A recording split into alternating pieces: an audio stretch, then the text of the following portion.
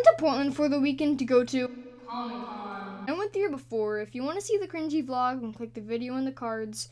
It's in the top right. This year was very unorganized. Last year, everything was planned perfectly. Perfect layout of booths, places were easy to find, and so much free space. Let me paint you a picture. You know when you get bad grades or something, then you're like gonna get a punishment? So you cram all the information into your brain within 3 hours. That's probably what happened to whoever set up this year's Comic-Con. The website said the convention started at 9 o'clock a.m., but when we arrived an hour late, we still had to wait in the line for about an hour and a half. And while we were waiting in line, this guy named... Oh, shoot, I actually have to grab the name now. While we were waiting in line, this guy named William Draven. This guy named William Draven started performing a magic show. Like, it was kind of gross. He put a nail up his nose, guys. Is a steel nail, solid 6 inches long, sharp on one end, dull on the other. Kind of like this conversation.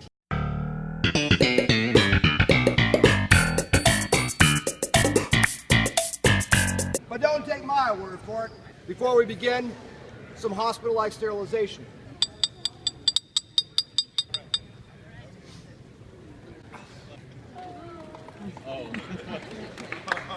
He said he was part of a show entitled Masters of Illusion. Oh shoot, he should sign my cup! What's that?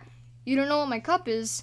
Well, I'll tell you. In 2016, someone asked to have Matt Smith's cup. Hey, I just realized if you don't know who Matt Smith is, he's from Doctor Who. He asked for the cup, and Matt gave him the cup, but he also signed it. This sparked the amazing idea in my head, I'm gonna bring a cup to Comic-Con. So the William guy signed my cup, and 30 minutes the line started to move. Ugh, finally. We got into the convention, and I'm just overwhelmed with everything. There are people talking from all directions, giant Hulk statues, and thousands of people walking around. We walked over to the booths and started looking around. There was this one booth that really got my attention. You know, those pop vinyl figures? If you've seen my setup, then you probably know that I love collecting stuff like that. May or may not have gotten a little bit distracted. We walked to the back of the convention and I noticed something.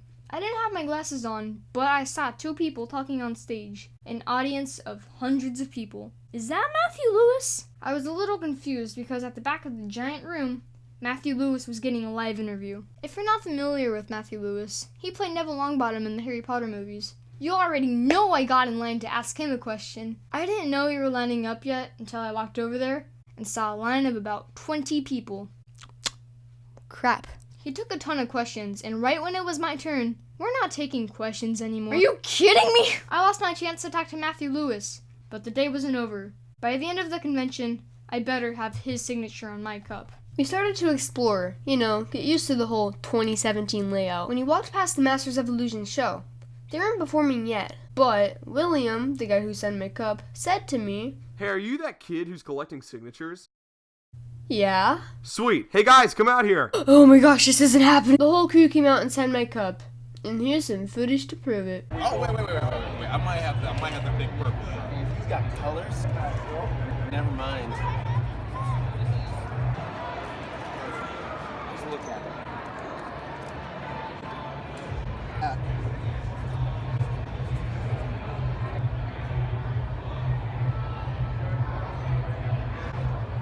I was overwhelmed with joy. I just got 4 signatures for free. After that, we walked over to the Hollywood Show's autograph booth.